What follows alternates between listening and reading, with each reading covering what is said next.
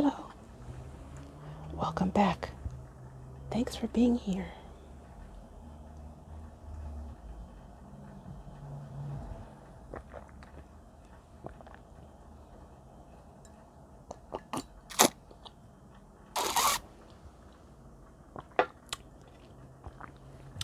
I love tea. So, today we're going to jump into the age of AI and our human future. But first, I'd like to talk about what I'm drinking. Why? Because, well, just because. My videos are not sponsored, although I wish they were. I really do. But I love Christmas teas, and I ordered this one, and it finally came today, so I'm really excited about it. Um, it's very herbaceous. It's less floral than the ones that I'm used to, but it's by Taylor's. The Christmas blend tea. This was, I think, it was less than $15. It's about 4.4 ounces, so super duper, affordable. And this is their loose. You can just smell it. It's very fragrant, and it's their loose, which I just love the whole process of the steeping and the straining. So this one's a lot cheaper than some of those other tins. So let's see what is it. It's black tea with citrus fruit, spices, and natural oil. Orange peel, safflowers, lemon peel, cinnamon. Rainforest Alliance certified. All right. So, no, I don't know those guys. I'm not affiliated with the company in any way. I'm just like that. You know, if somebody's got a good thing going, might as well let other people benefit.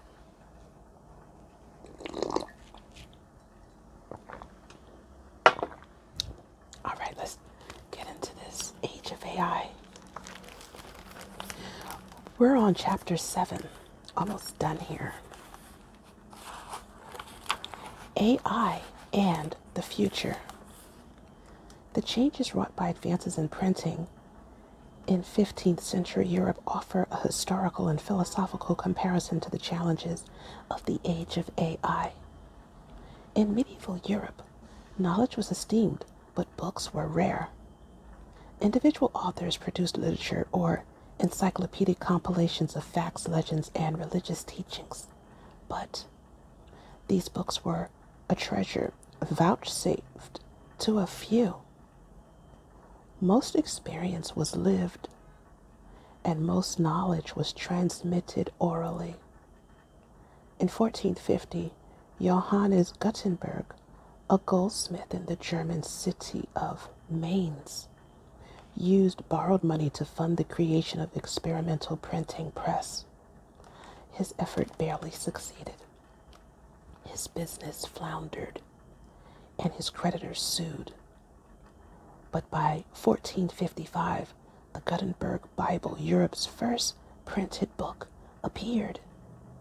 Ultimately, his printing press brought about a revolution that reverberated across every sphere of Western and eventually global life. By 1500, an estimated 9 million printed books circulated in Europe, with the price of an individual book having plummeted. Not only was the Bible widely distributed in the languages of day-to-day life rather than Latin, the works of classical authors in the field of history, literature, grammar, and logic also began to proliferate. Before the advent of the printed book, medieval Europeans accessed knowledge primarily through community traditions, participating in harvesting and seasonal cycles with their accumulation of folk wisdom, practicing faith, and observing its sacraments at places of worship, joining a guild, learning its techniques, and being admitted to its specialized networks. When new information was acquired or new ideas arose, news from abroad, an innovative farming or mechanical invention, novel theological interpretations, it was transmitted either orally through a community or manually through hand-copied manuscripts. As printed books became widely available, the relationship between individuals and knowledge changed. New information and ideas could spread quickly through more varied channels. Individuals could seek out information useful to their specific endeavors and teach it to themselves. By examining source texts, they could probe accepted truths. Those with strong convictions and access to modest resources or a patron could publish their insights and interpretations. Advances in science and mathematics could be transmitted quickly at continental scale. The exchange of pamphlets became an accepted method of political dispute, intertwined with theological dispute. New ideas spread, often either toppling or fundamentally reshaping established orders, leading to adaptations of religion, the Reformation, revolutions in politics, adjusting the concept of national sovereignty, and new understandings in the sciences, redefining the concept of reality. Today, a new epoch beckons. In it, once again, technology will transform knowledge, discovery, communication, and individual thought. Artificial intelligence is not human. It does not hope, pray, or feel, nor does it have awareness or reflective capabilities. It is a human creation, reflecting human design processes on human created machines. Yet in some instances, at awesome scale and speed, it produces results approximating those that have until now only been reached through human reason.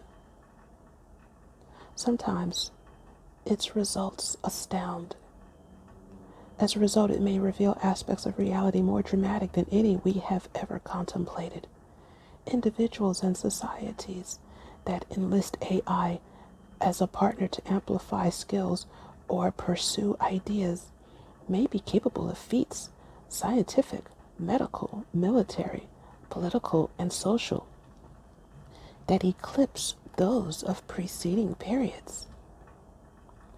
Yet, once machines approximating human intelligence are regarded as key to producing better and faster results, reason alone may come to seem archaic. After defining an epoch, the exercise of individual human reason may find its significance altered. The printing revolution in 15th century Europe produced new ideas and discourse, both disrupting and enriching established ways of life. The AI revolution stands to do something similar. Access new information, produce major scientific and economic advances, and in so doing transform the world. But its impact on discourse will be difficult to determine.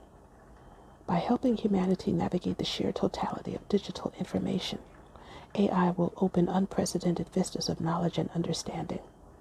Alternatively, its discovery of patterns in masses of data may produce a set of maxims that become accepted as orthodoxy across continental and global network platforms. This, in turn, may diminish humans' capacity for skeptical inquiry that has defined the current epoch. Further, it may channel certain societies and network platform communities into separate and contradictory branches of reality. AI may better, or if wrongly deployed, worsen humanity, but the mere fact of its existence challenges and in some cases transcends fundamental assumptions. Until now, humans alone developed their understanding of reality, a capacity that defined our place in the world and relationship to it. From this, we elaborated our philosophies, designed our governments and military strategies, and developed our moral precepts. Now, AI has revealed that reality may be known in different ways, perhaps in more complex ways than what has been understood by humans alone. At times, its achievements may be striking and disorienting as those of the most influential human thinkers in their heydays, producing bolts of insight and challenges to established concepts, all of which demand a reckoning. Even more frequently, AI will be invisible, embedded in the mundane, subtly shaping our experiences in ways we find intuitively suitable. We must recognize that AI's achievements within its defined parameters sometimes rank beside or even surpass those that human resources enable. We may comfort ourselves by repeating that AI is artificial, that it has not or cannot match our conscious experience of reality. But when we encounter some of AI's achievements, logical feats, technical breakthroughs, strategic insights, and sophisticated management of large, complex systems, it is evident that we are in the presence of another experience of reality by another sophisticated entity. Accessed by AI, new horizons are opening before us. Previously, the limits of our minds constrained our ability to aggregate and analyze data, filter and process news and conversations, and interact socially in the digital domain. AI permits us to navigate these realms more effectively. It finds information and identifies trends that traditional algorithms could not, or at least not with equal grace and efficiency.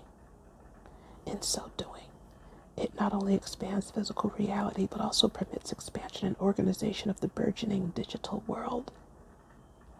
Yet, at the same time, AI subtracts. It hastens dynamics that erode human reason as we have come to understand it. Social media, which diminishes the space for reflection, and online searching, which decreases the impetus for conceptualization. Pre-AI algorithms were good at delivering addictive content to humans. AI is excellent at it. As deep reading and analytic and analysis contracts, so too do the traditional rewards for undertaking these processes. As the cost of opting out of the digital domain increases, its ability to affect human thought, to convince, to steer, to divert, grows. As a consequence, the individual human's role in reviewing, testing, and making sense of information diminishes. In its place, AI's role expands. The Romantics asserted that human emotion was a valid and indeed important source of information. A subjective experience, they argued, was itself a form of truth. The postmoderns took the Romantics' logic a step further, questioning the very possibility of discerning an objective reality through the filter of subjective experience. AI will take the question considerably further, but with paradoxical results. It will scan deep patterns and disclose new objective facts, medical diagnoses, early signs of industrial or environmental disasters, looming security threats. Yet, in the worlds of media, politics, discourse, and entertainment, AI will reshape information to conform to our preferences, potentially confirming and deepening biases, and in so doing, narrowing access to an agreement upon an objective truth. In the age of AI, then, human reason will find itself both augmented and diminished. As AI is woven into the fabric of daily existence, expands that existence, and transforms it, humanity will have conflicting impulses. Confronted with technologies beyond the comprehension of the non expert, some may be tempted to treat AI's pronouncements as quasi divine judgments. Such impulses, though misguided, do not lack sense. In a world where an intelligence beyond one's comprehension or control draws conclusions that are useful but alien, it is it foolish to defer to its judgments? Spurred by this logic, a re-enchantment of the world may ensue, in which AIs are relied upon for oracular pronouncements to which some humans defer without question, especially in the case of AGI, artificial general intelligence. Individuals may perceive godlike intelligence, a superhuman way of knowing the world and intuiting its structures and possibilities.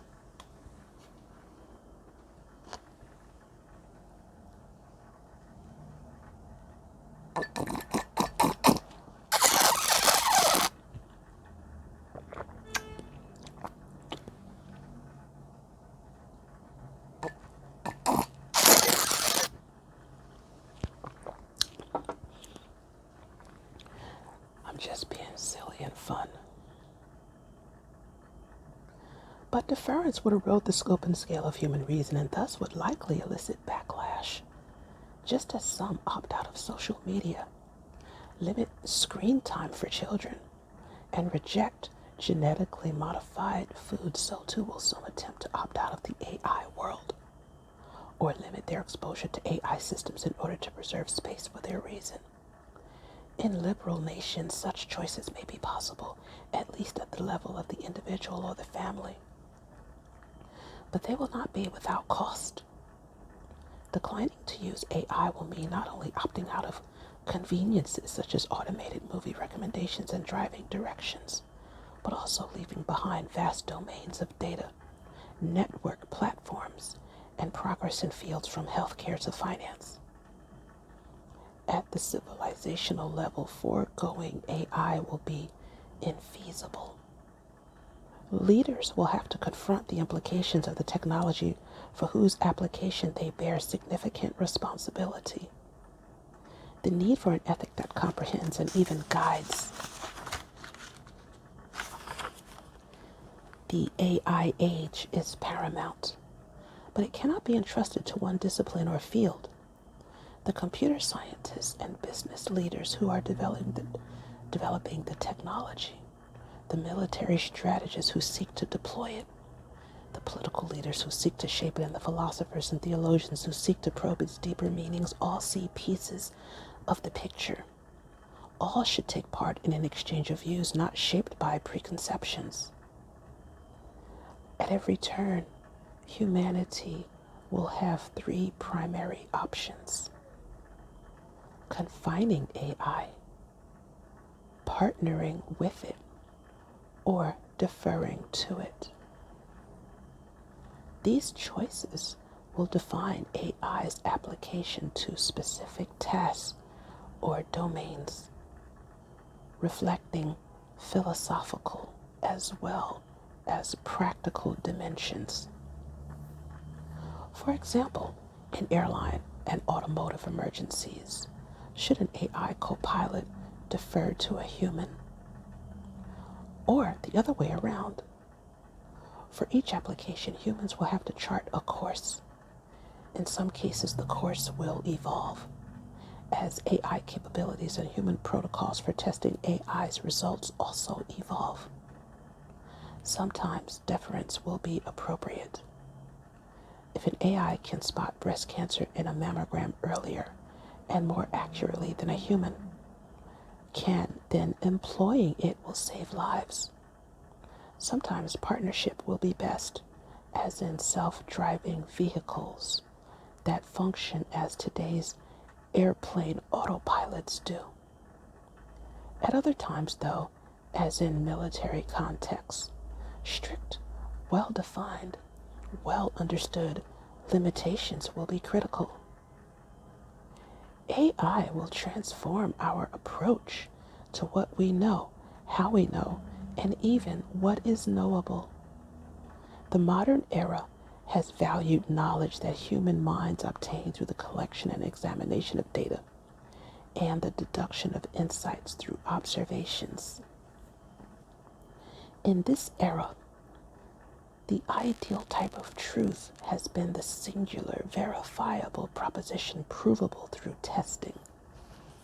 But the AI era will elevate a concept of knowledge that is the result of partnership between humans and machines. Together, we, humans, will create and run computer algorithms that will examine more data more quickly, more systematically, and with a different logic than any human mind can. Sometimes the result will be the revelation of properties of the world that were beyond our conception until we cooperated with machines. AI already transcends human perception, in a sense, through chronological compression or time travel. Enabled by algorithms and computing power, it analyzes and learns through processes that would take human minds decades or even centuries to complete. In other respects, time and computing power alone do not describe what AI does. Well, thanks for listening. Please like and subscribe.